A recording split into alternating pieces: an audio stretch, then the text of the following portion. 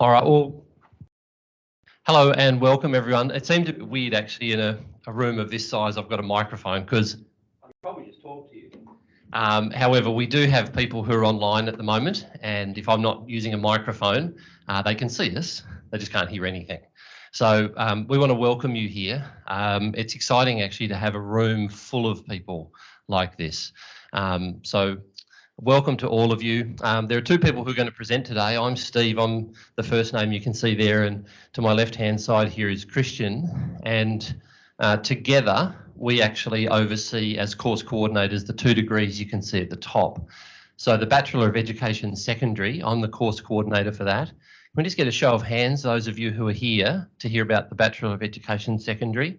Lots and lots of you, fantastic. Those of you who have just come in, there's a couple of seats dotted around the place and a few spare ones up the front as well, so feel free to come and join us. For those of you who are doing Bachelor of Education Secondary Health and Physical Education, can we get a show of hands from those people? Yep, fantastic. So we're going to go through a few details here that hopefully will be useful to all of you. What we do want to acknowledge before we kick start is the fact that we are here on Kaurna land.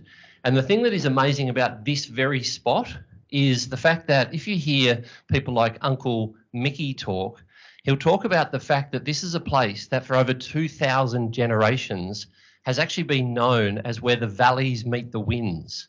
And if you come down, you'll see all the valleys here and you'll feel those winds. And when you feel those winds, you're actually connected to something that is over 2,000 generations old. It's amazing. We want to go through a couple of things today. Christian, if you can flick through a couple of slides and to the next one for me as well. Orientation, you'll see up there, actually extends from the 20th of February today right through to the 3rd of March. So this first week is orientation week, and then we go to sort of this connect week. And that's next week. You'll start your classes, but we sort of move into another phase of what it is that we're doing.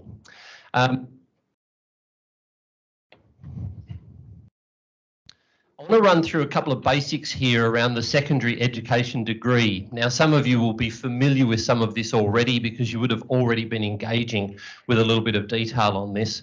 But if you're part of the secondary education degree, you'll ultimately be looking at 2 major academic areas that when you step into a school, these will be the areas that you hopefully look to teach into. And it's things like you can see here like maths or science or HASS or languages and so on. And then there's these other general education topics that you'll also be part of while you're here. So it's things like looking at topics where we'll ask you questions like, well, what's the purpose or what are the purposes of education? And often people will think, I've never thought of that. But you're going to be a teacher, so those things become really, really important because not everyone ascribes the purpose of education in exactly the same way. And that really matters for every one of you who's going to be a teacher. So we will unpack some of these details through these sort of topics here. You'll also move into some curriculum specialisation work in your 3rd and 4th years, where you'll look at what is it that I need to understand around the Australian curriculum and my areas of specialisation in the middle years, but also what do I need to know for those people who I'm working with in the senior years, for years 11 and 12. And you'll also be part of a placement experience. And the placement experience is incredibly valuable. You'll do it in 2nd year, you'll do it in 3rd year, and you'll do it in 4th year. And we have the Director of Placements right to my left here, Jackie Thompson, who you'll get to know over the course of your degree, okay? So that's a real snapshot. We're going to give you a bit more detail as we go. Christian, I'm going to hand to you because I think you're going to go through the phys ed degree. Thanks, Steve. And I guess the reason that Steve and I work so closely together is we're both in the secondary education space. You'll see that the general ed topics, the curriculum specialisation and the placement experiences are the same. But those people that are doing a health and physical education degree, it'll be slightly different in terms of your majors and minors. So you'll be choosing to either do physical education or health as your major, which you'll be able to teach to year 12. When we get up to year 10, the opposite subject will be taught to year 10. So if you're doing physical education year 12, you will then be able to teach health education to year 10 because we've got a joint learning area up to year 10 called health and physical education, but then they move out into separate subject areas when we get into the SACE. You'll also then be able to pick one other minor teaching area. So it might be that you do HASS, you might do arts, we've got performing arts, we've also got mathematics, we've got science, we've got a few options there. So you'll walk away with one topic that you can, one subject you can teach to year 12 and 2 that you can teach to year 10. And that's the main point of difference for that degree specifically, but that's the way it was constructed because of the constraints and the design of health and physical education within the Australian curriculum and the SACE. What have we got up next? Just really quickly, what I'd love you to do now, if you can, before we get to this next part, is quickly tell the person next to you in terms of areas of specialisation, what are the areas you're looking at? All right, you've got 30 seconds. Off you go. Around that noise. We might give you people in. Yeah. We've got this a few more. Get them in the room as opposed to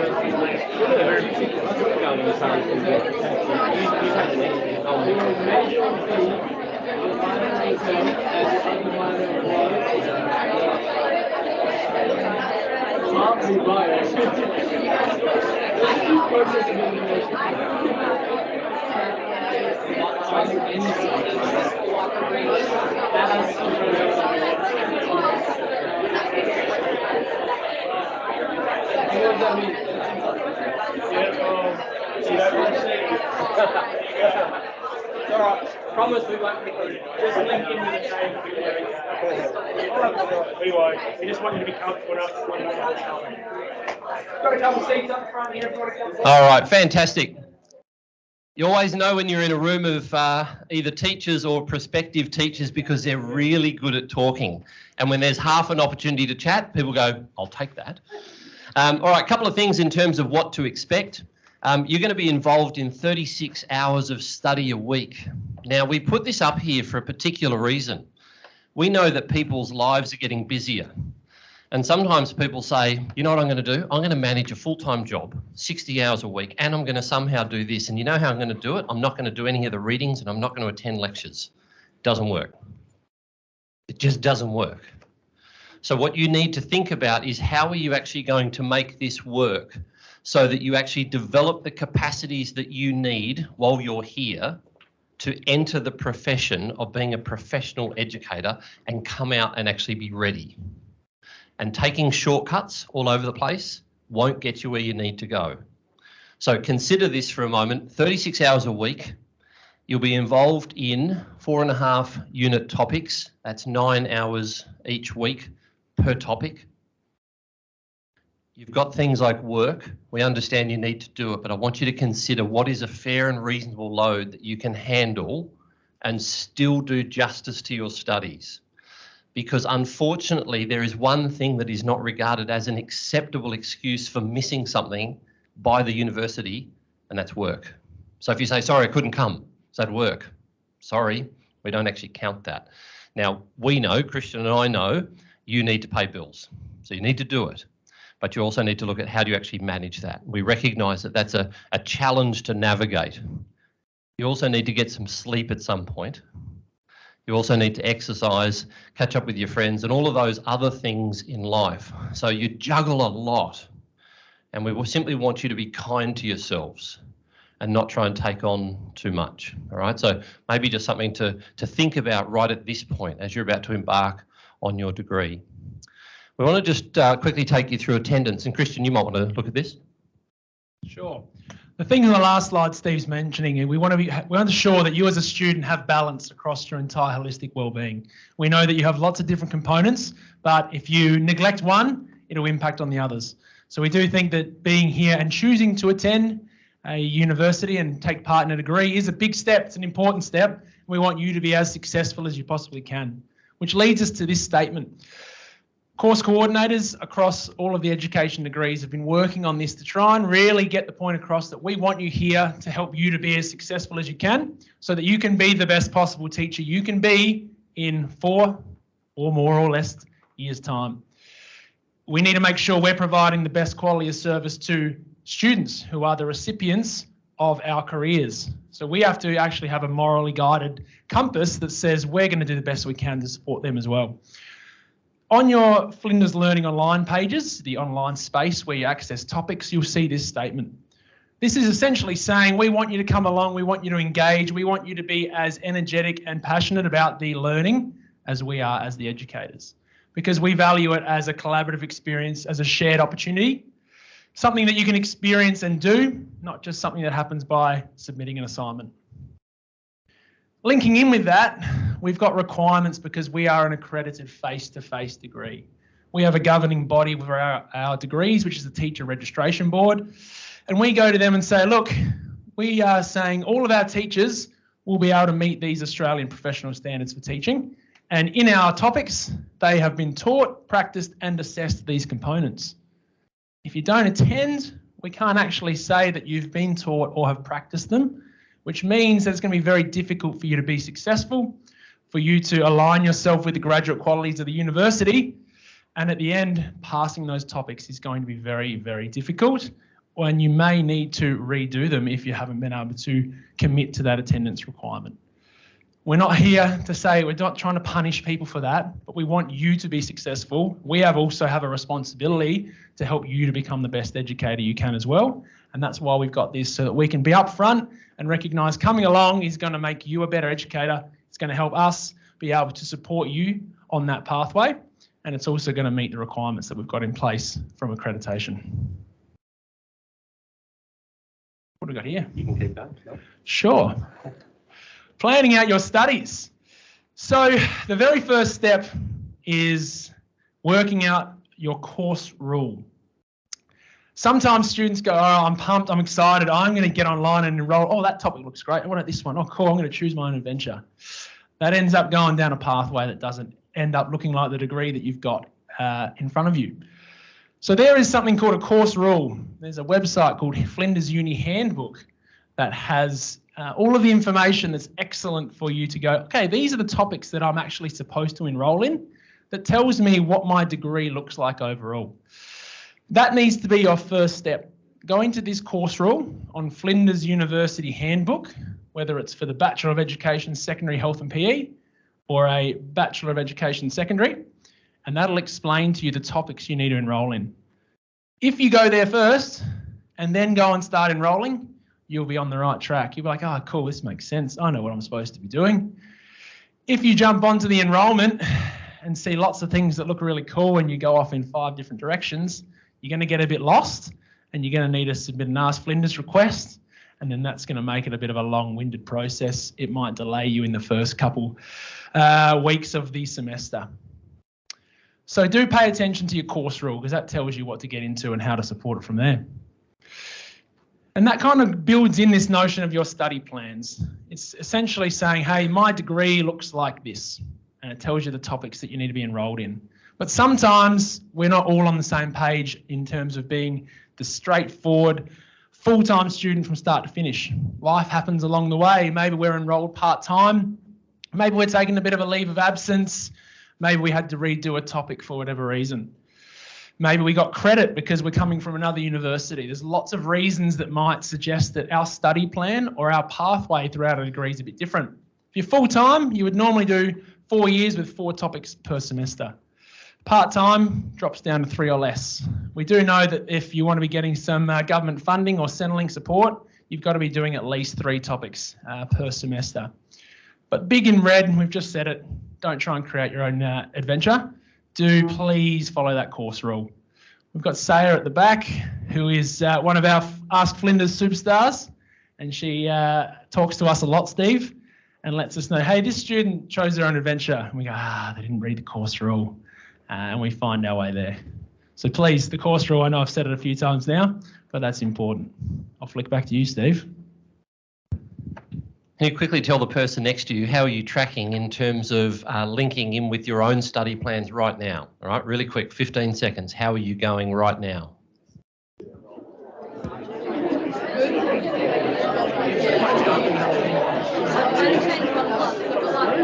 No, because I reckon we've got stuff that might Gonna hit on, so I reckon I'll go through some of the next stuff pretty quick. And if it's the same, I mean, this is just the Exactly, it is. So I'll just go through.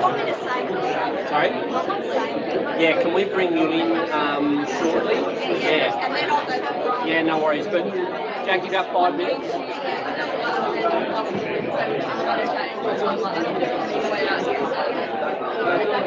Going okay so far? Yeah. 11:55, so like 30 minutes. Yeah, so I'll no. try and double 10 minutes before the You're end. going to do that. Yeah, nice. Good. Ali's just gone. My band's not going to work, so push me to do it all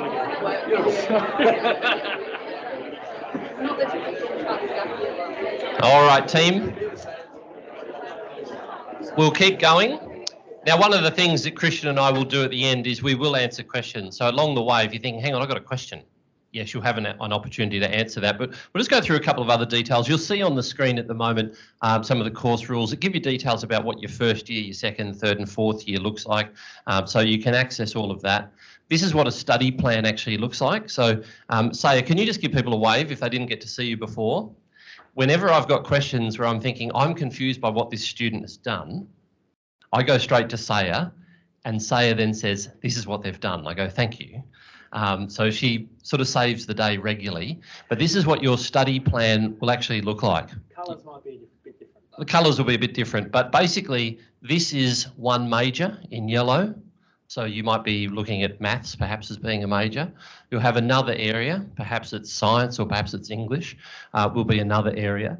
And then you'll see lots of education topics in here and you'll see placement in here as well. So this is essentially what it will look like. And given we've just sort of talked on that idea of placement, I might at this point just hand to you, Jackie, if I can, just to give people a quick rundown on how placement will work.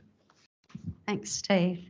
Well, welcome to Flinders, everyone, and congratulations on choosing to be future educators, because you're probably very aware in the media that there's a critical teacher shortage.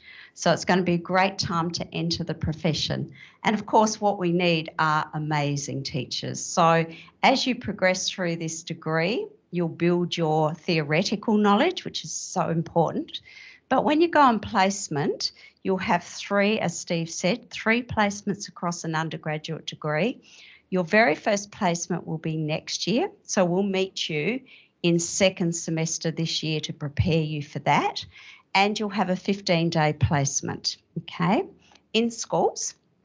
After that, the following year, depending how your study plan goes, you'll have a 25-day placement.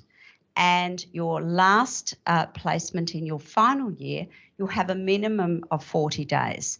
Now, as you progress through your course, we will be meeting you and preparing you and supporting you as you go into schools on your placement. So it's a critical part of your degree.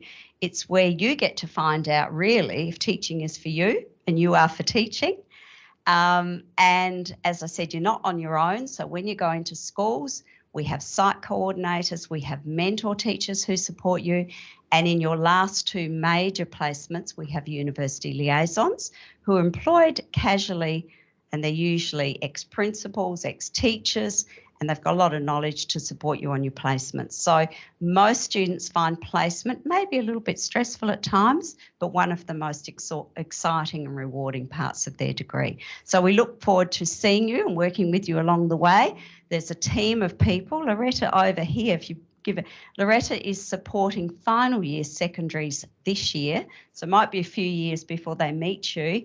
And Loretta is also coordinating what we call the capstone topic. That's the very last sort of topic you'll do before you graduate, and it's the bridge between, you know, kind of finishing off your course and moving into the profession. So we look forward to seeing you along the way, and welcome, and you've got a very exciting time ahead of you. So we'll see you at different points. Thanks. Jackie does the most phenomenal job, because you can imagine with students going out in second year, third year, fourth year, and then all the Masters of Education, Masters of Teaching students, it's a huge, huge group.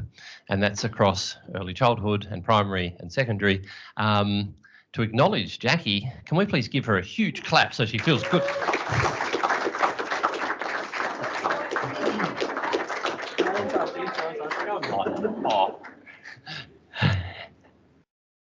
slide. One of the things you would have just seen there was around land tight, and some of you would be familiar with some of the requirements around land tight, which is basically that land tight is ensuring that all pre-service teachers, when they enter the profession, that in terms of basic literacy and basic numeracy, you're at a level that allows you to work with all students. And I know that for some people this does cause a degree of stress because they're thinking, I need to pass land tight. And for you to actually come out the other end of your degree and walk across the stage and be qualified and be able to step into a school, you need to have passed your land tight. Now, one of the things that you will need to do this year, you don't have to pass it this year, but you do need to attempt it. Okay? So you do need to attempt it. Now, just a couple of suggestions here. Some people will come into it and say, I'm fine, I'm happy to go and sit the literacy and the numeracy, and they'll do both. If perhaps for you English is not your first language, what we would suggest to those people is to actually break it up and do the component that you feel most comfortable with. So if you are feeling more comfortable with numeracy first, tackle that first. And then once you've done that, start preparing yourself for the literacy side. There's a whole lot of support that we offer here through the university. And in your very first classes, you'll actually receive some information on that from your different tutors and topic coordinators. All right, the next one that we've got here is around your student ID card. We won't spend a whole lot of time on this. Have people already got them? Have you already got your student ID cards? There's a few people nodding. Can we just get a show of hands, those of you who have got them already? So this will obviously be really important for you going forwards. You can request your ID card by selecting Order My ID Card under the Quick Links section of Compass. So the details are up on here. If you need to take a photo of that, do it. These will also be available for all of you, these slides, after this session. So if you need to go back and check anything, you can. This year, we also require that people have a unique student identifier. We won't go into lots of detail on it today, other than to say that you will require this so that it basically pinpoints specifically to you as a student and all of the studies and things that you've done. All students are required to have one of these this year. And when you step into some of your very first classes next week, your tutors and topic coordinators will give you some further detail on this, all right? You'll notice that we've got a couple of little pieces of information on here about how to go about it, but more information on that will come. Transport, some of you here, hand up if you came in by car this morning. I'm just keen to see. So this is an interesting thing here. I'm not sure because I haven't sort of looked out here, but sometimes getting a park can be a challenge at different times. Free parking this week. Free parking this week is great. But keep in mind that you do actually have to pay for parking here. Yep, I agree. And sometimes it can be a challenge. You're trying to get to a class that starts at 10 a.m. and you rock up and think, sweet, it's 9:30, I've got plenty of time. If only I could find a car park. So just make sure in your first couple of weeks, just give yourself that little bit of extra time so that if you need to, you can sort of search for a park. There's obviously the train. I caught this for the first time only last week. I had not done it actually ever. My daughter, who also studies here, but down the hill, she's doing paramedics. She couldn't believe how excited I was to catch the train because I'd never done it. I thought this is really good. Did anyone come in on the train this morning? A few people did that this morning. Great way to get some emails and things like that done as you're coming in. 22 minutes from the city, which is handy. We also have a series of loop buses. So if at times, particularly for some of the phys editors, you might be up here for a class and then you've got to get all the way down to the Sturt campus. Now, generally, they're pretty fit, aren't they, the phys editors? So you probably just jog down there. But if you don't want to jog down there, you can actually get onto one of the loop buses and it actually connects you up to the hub down the bottom where all the activity is happening today, but to all the other parts. So it will take you down also to the train station. It will take you down to the Sturt campus. And it's a really nice way of being able to get around the place, and it's free. Some of you here might be interested in this. There are always scholarships that are up for grabs, and people go about, I suppose, getting these for different reasons. Sometimes it's because there's a need, and other times it's because you bring a particular expertise in an area. And if you do, well, why not go for a scholarship and have somebody else fund part of your university studies? Some of the most exciting scholarships that are available right now are actually for people when they go on their placements to do placements in country locations. So it's something worth thinking about at this point. When you go out and you're doing your placements in those years ahead, if you're prepared to go to some country locations, often there's a fair bit of money that actually goes with that, which is really, really handy. Now, they're doing it for a reason, and the reason is we need more educators in country locations. They know that if you make a connection in a particular country location, there's a chance that they might be able to then sort of lure you to that particular place as an educator down the track. All right, so there's a vested interest here, but it can work very, very well for you also. In terms of safety, it's worth knowing that we do have, you'll see security people sort of cruising around all of, the various parts of the campus at different stages. They've got a main office down in the hub there, but just know that in terms of safety, if you're in a situation where you are feeling, I suppose, a little bit uncomfortable, there are some options here. So if you experience or witness unacceptable behaviour or harassment, please make a confidential report. There's a couple of contact numbers there. But beyond that, we do actually have security here on site, and please lean into that if you need to, because we want people to feel safe. We have health counselling and disability services. So we know that at different stages throughout somebody's degree, there might be the need to see a doctor or a nurse.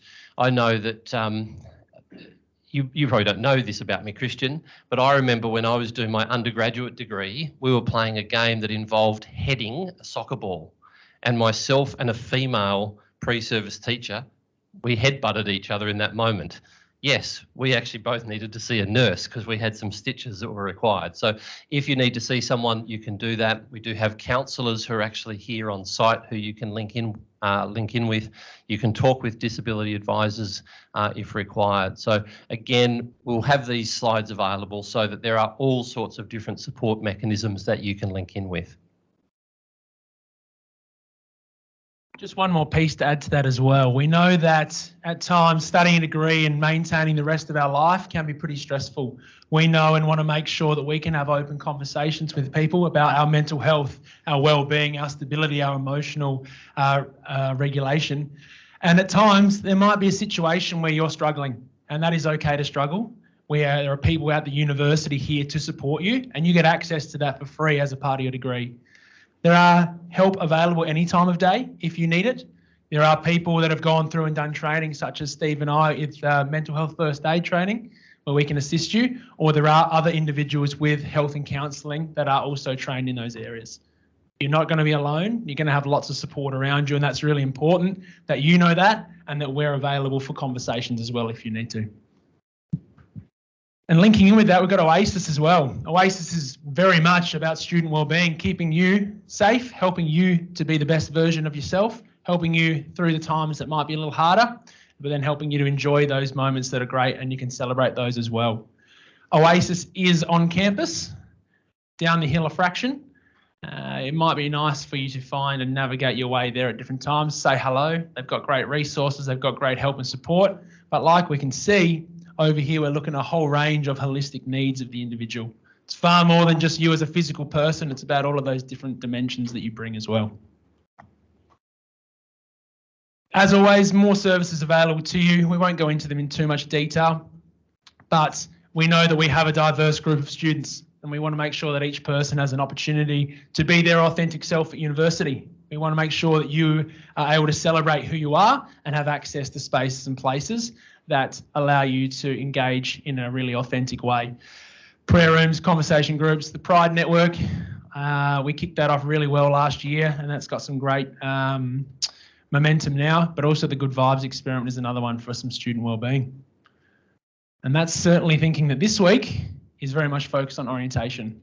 I'm coming to uni, I'm finding my way, I'm learning what's going on, I'm about to have a bit of a change in my life, but sometimes those challenges can be embraced, and hopefully there is enough support around you that we can find our feet with that. Next week, it talks about Connect Week, connecting with your topics, your tutors, the university, with student groups, with each other, starting to build a sense of belonging and connection.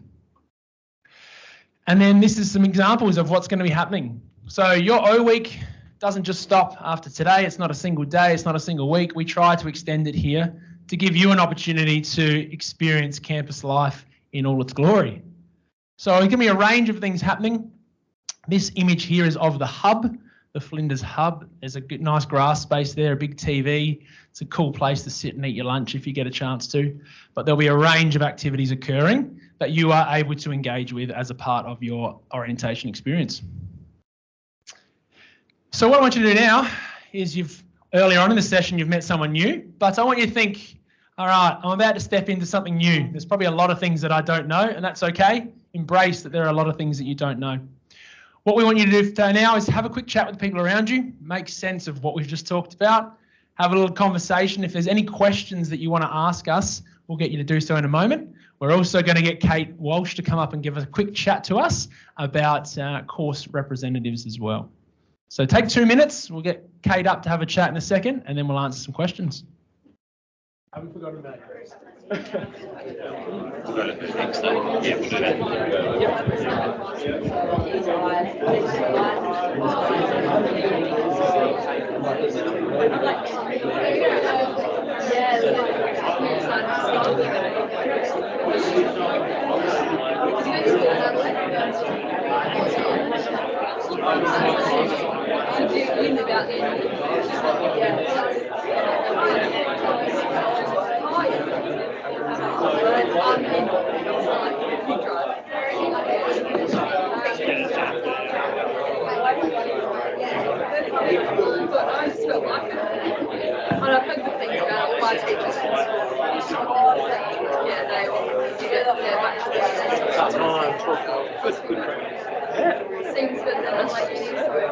nicer than people here, not the video and last rather than, we just come over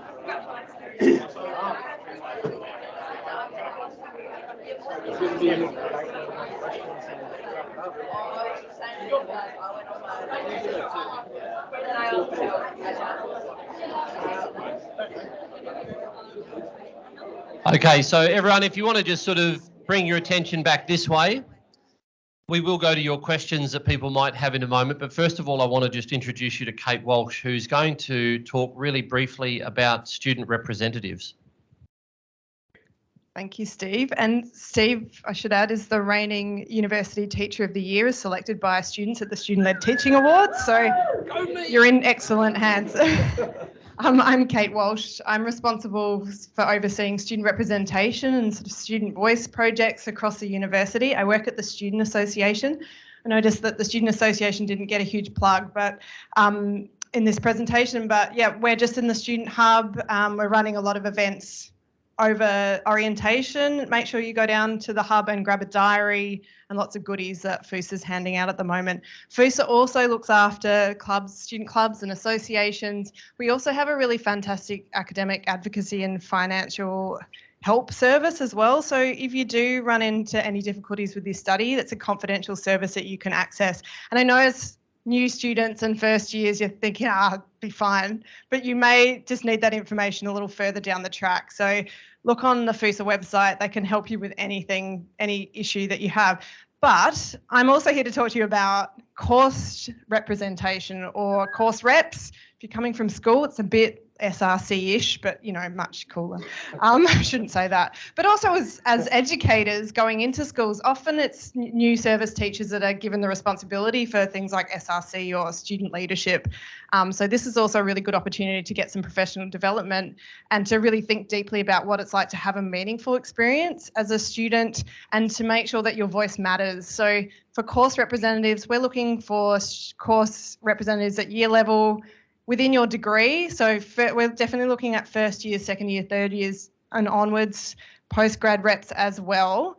And the role is to be a voice for your fellow students. So it's to find out how things are going for your fellow students, for your cohort, to be representative, not just be talking about your own experience, find out how things are going and share that with staff and academic leaders, course coordinators, at 4 times a year. You meet, have a conversation, you meet with other students in year levels above yours as well. So it's a good opportunity to kind of learn what's happening in other spaces, but to have that conversation and maybe to improve things as well, to say, actually, this is a bit confusing for us. We'd like a little bit more information here, or why are things done this way? And to have that conversation, you really can delve into sort of a bit more of an understanding of pedagogy, understanding of why things are done a certain way, and to use your voice to make a difference. So sometimes it can be hard or intimidating at first year to think, oh, what would I have to say?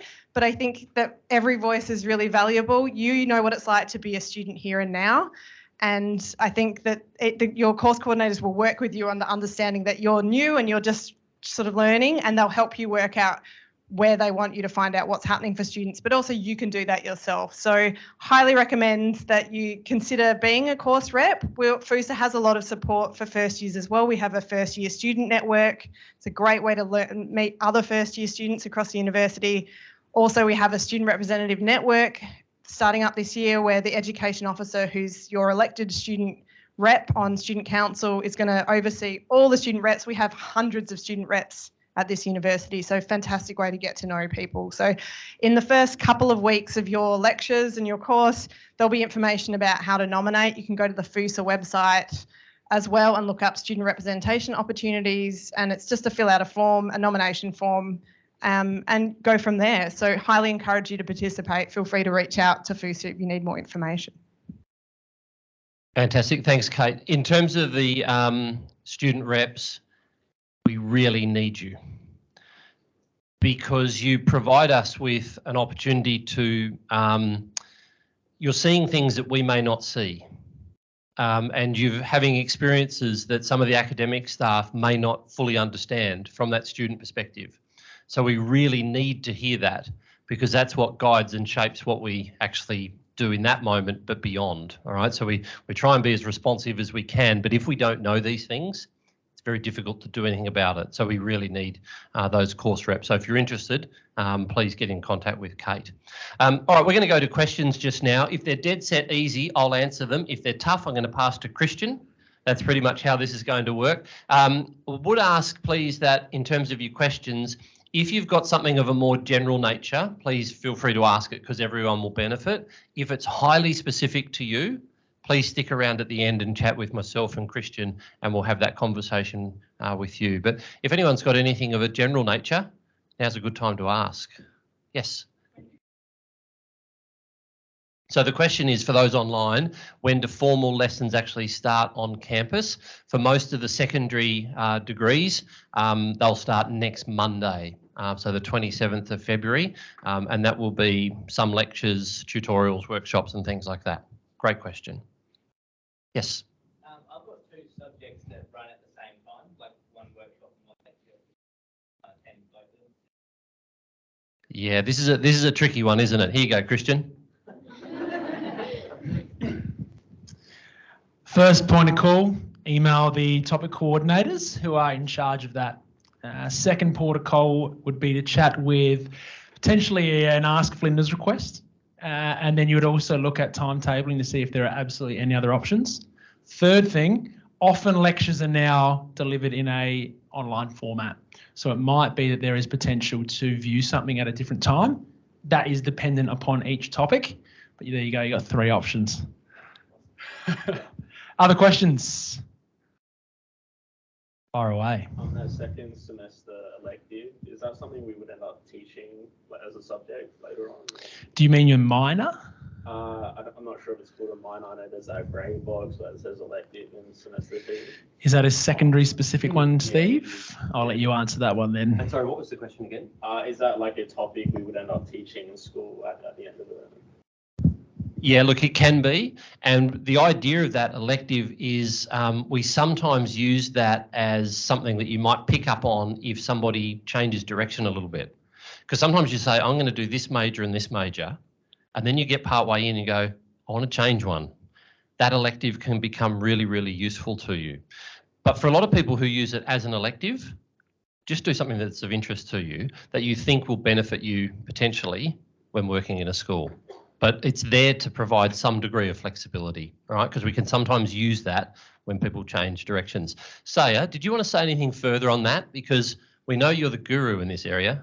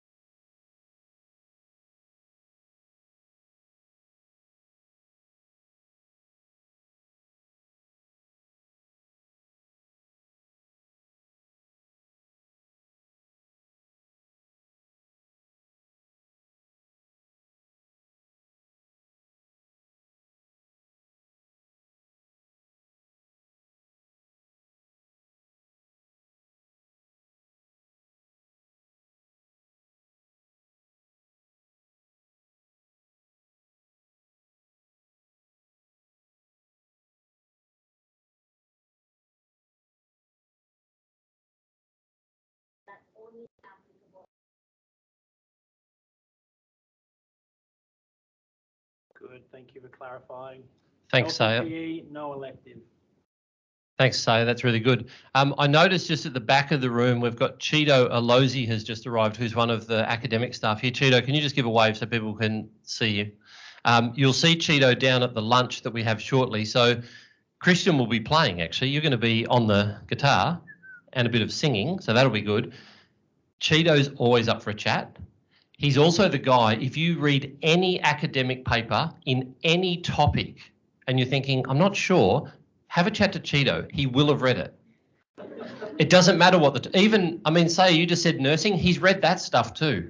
All right, so he is the most well-read person I've ever come across. He's phenomenal. So if you ever want to have a chat about educational articles and things, have a chat to him. He's very, very useful to chat to. Any other questions that we might happen to have? Yes. I'm not sure if this is specific to my degree, and I know we touched on attendance being like come to uni. Yes. But is there a way to find out the actual attendance rate requirement? We used to have a number. All right, so people used to go, well, we like having a number because it used to be a case if you had to attend 80% or more of the time. People go, great. All right, and that often worked fairly well for students, but it also worked well for academic staff. The challenge was COVID, because how do you actually do this? We're trying to be responsive and nimble and allow people to learn. And even though we're accredited for a face-to-face degree, we had to do something to allow the learning to continue. Obviously, we did a lot of online work. What you should be trying to commit to here is you should try and commit to being at every single workshop. You should try and commit to every single lecture. But taking up Christian's point, not every lecture will be done in person. So if I think about a topic I'm taking, not in the undergraduate degree, but Master of Teaching, we'll have 11 lectures, of which 6 of them will be live. I expect people to be here for all of those, and the other 5 will be online. So sometimes there's a hybrid model there as well. To pick up on Christian's point, what we need to know is in terms of the taught, practiced and assessed component, have you been there enough so that we know you've been taught these things? Have you been there enough so that you've practiced these things? The assessment, sometimes people say, well, I can do the assessment. Good, but what about the other 2 parts? So your commitment should be to be there as much as you possibly can, and just keep that communication going with your tutor.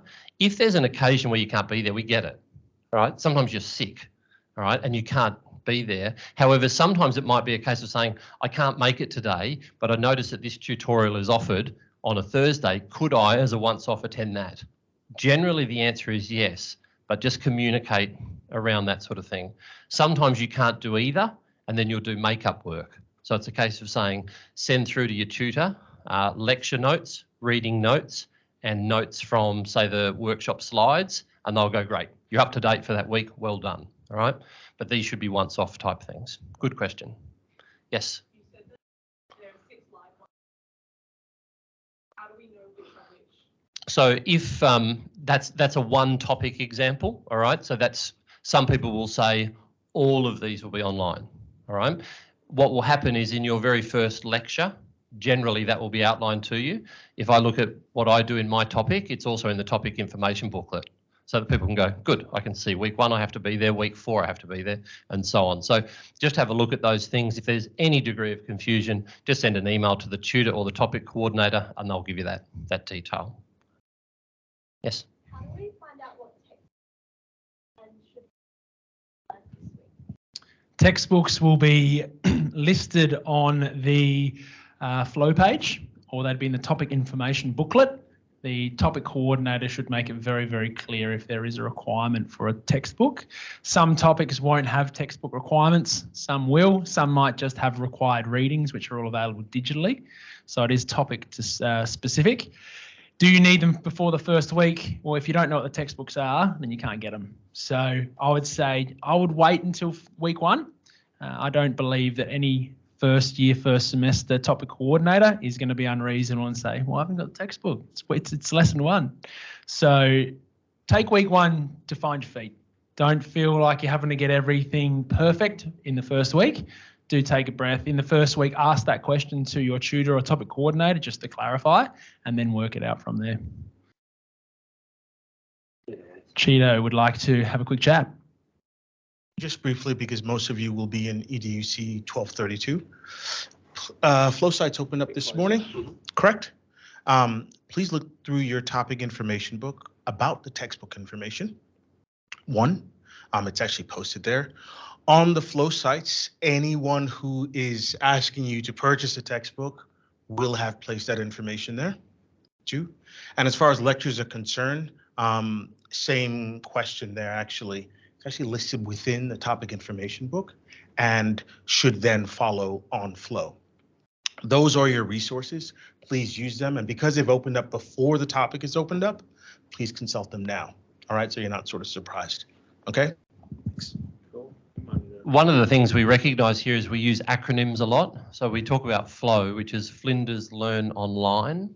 So some of you might be familiar with that already, but is there anyone here who's already gone online and they've gone, I can see my topics, here they are, and I can get in there? Can we just get a show of hands who's already been on and had a look? And that might be the sort of thing at the end of today, you get home, jump on, have a bit of a look, and sort of navigate your way through some of that. Saya.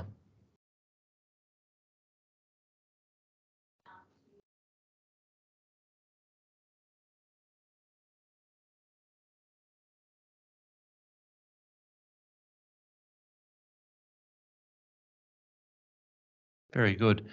All right, we're going to sort of bring it to the last couple of questions here, because then shortly we've got lunch. Now, the lunch is actually happening sort of just down here in the law and commerce sort of courtyard area there. You'll see lots of, basically just keep going down the stairs really, all the way to the very bottom. And when you get to the bottom of the stairs in this building, you'll turn right and that will take you there.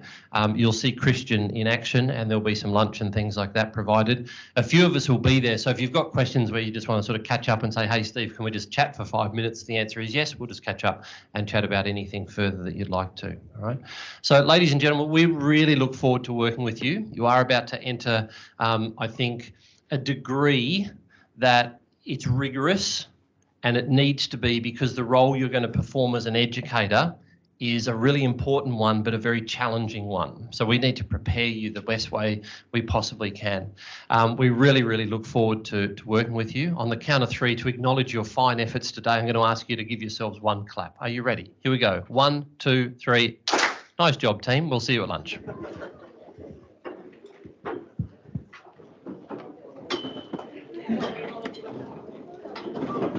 Good.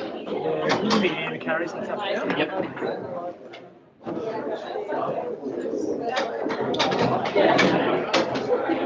Yeah, we just need to